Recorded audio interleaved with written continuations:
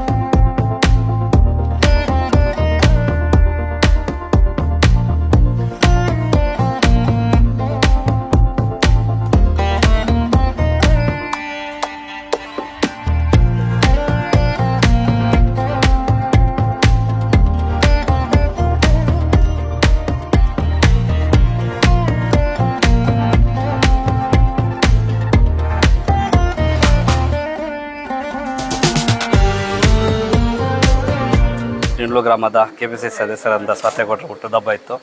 ಅವರು ಕಾರಣಾಂತರಗಳಿಂದ ಹೊರಗಡೆ ಹೋಗಿದ್ದರು.